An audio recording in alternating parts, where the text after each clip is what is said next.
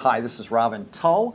I am coming to you from the infamous Orange Couch, where today I actually have Drew Overton, our Director of Tax and Financial Planning. I believe, Drew, you've also, you're just finishing up your Masters of Accounting. Yep, that's right. Thank you for having me. At ODU. Mm-hmm. So we would just want today to talk about some practical steps that we're seeing that clients are asking us about taxation. The purpose of the Orange Couch is to simply take questions from you or questions that we're getting in our meetings. And one of them is about tax planning as it relates to their investments. So we're really just talking about taxable accounts here today. And what we want to do is give you some practical steps. So what we're seeing is if you had a portfolio that was invested in, let's say, 2000, and you set it up in an allocation of maybe 60% stocks, 40% bonds, and if you look at it till today and haven't rebalanced it, there's a good chance that that's close to 80% stocks and 20% bonds. And so why are people doing it and letting that happen is because they're concerned about the tax liability if they sold that stock. And so what we want to do today is just give you some practical steps, correct? Because it's important to stay close to your investment policy. So what are some things that you're seeing?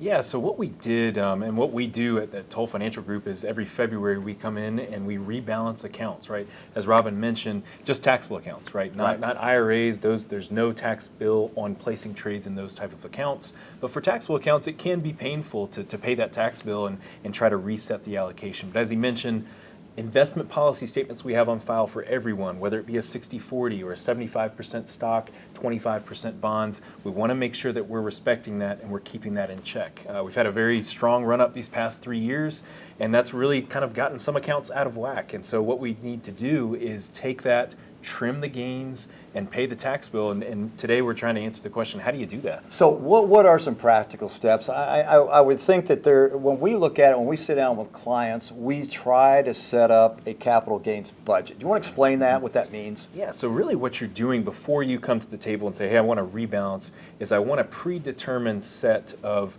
capital gain amount that I'm okay with. For 10,000, right? 20,000, whatever, right? Whatever the amount is, and we try to do that for every account, every client. But what's even better is if we were constantly asking clients for a tax return, right? You want to make that a personalized budget because if we had a client that came in yesterday, $50,000 was the number, right? We could realize that amount and wouldn't impact anything else. And really for them, you could tax it at a 0% rate instead of a common 15% federal rate. And so it should be very personalized, but what we try to do is say, hey, coming into it, don't let the tax determine your decision on your investment allocation, right? We want to pay that bill.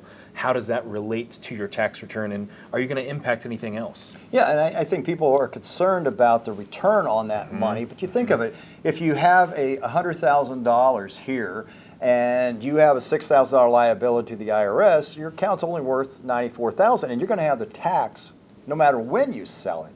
So I think that's the issue, that there's really not that benefit. You want to explain what the benefit might be? Yeah, so what we try to do is take that holistic approach, right, of saying, is it worth, if you were to take that $6,000 in that example and pay the tax to the federal government, instead of $100,000, now you've got the $94,000 that you were mentioning.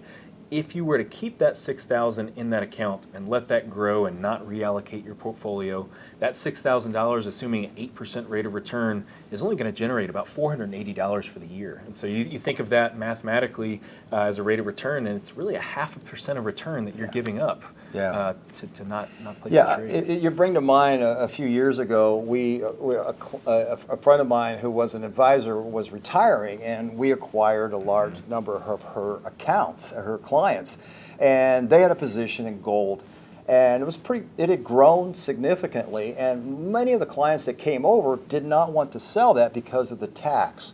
Well, you know what happened down the road. They didn't have the tax liability, and much of that gold growth had disappeared when it pulled back. So those are the things where it's so important to trim and take some of those gains early on to go ahead and pay the tax. What's another practical step that we could do today? Yeah, so that capital gains budget is crucial, right? You've got other clients as well who are maybe charitably inclined, right? And there's a way where you can, instead of donating the cash, right, you donate the cash and you get the itemized deduction for the charitable contribution, but you can instead donate the stock And not only do you get that value of the charitable deduction, but you also get that capital gain forgiven, right? So that's another way where we've had a client that loves Tesla, right? Yeah. And so they've held Tesla forever. And nice run-up. Exactly. Very nice run-up. Would be a hefty tax bill if he were to sell it. He's also happened to be charitably inclined. So what we did is we donated that stock. He was given the charitable deduction as well as the forgiveness of the capital gain, and that cash he would have used to donate to charity, he just bought it right back. Yeah, you can buy that stock right back, and then you can start over at a higher basis. Exactly. For sure. What we a lot of times will encourage, and if you may own, is these donor advised funds. It's such a nice tool today. Vanguard, Fidelity, Schwab, they all offer them, and it's like having your own foundation. You can name it, your family foundation or whatever. But the idea is that you can put that highly appreciated stock in the donor advised fund. You get an immediate tax deduction, plus the capital gains is forgiven. And actually, you can actually transfer that to charity whenever you want to. I see a lot of people do that at year end. Yep. When they get in a hurry, they want to make that tax deduction, but they don't know who to give it to. They get the tax deduction, and then they give it to charity later on. So donate and then also buy back is a great strategy too. Exactly. Yeah, so I'd say the donate and replace strategy we just mentioned, the capital gains budget, right, kind of getting away from letting, they say that the tax tail wag the dog, Yeah. right, don't let that make your investment decisions. Those are two very practical ways and ways that we help our clients every day. Good. And a big reason of why we ask for the tax return, right? How is it personal for you? Good advice today, and please, we've got some other ideas too, but and if you'd like, if you have questions or concerns, please give us a call if you want to talk about your portfolio, how to reduce your tax bite. We're glad to, Drew will be glad to talk to you, but thank you for joining us today, and have a great day.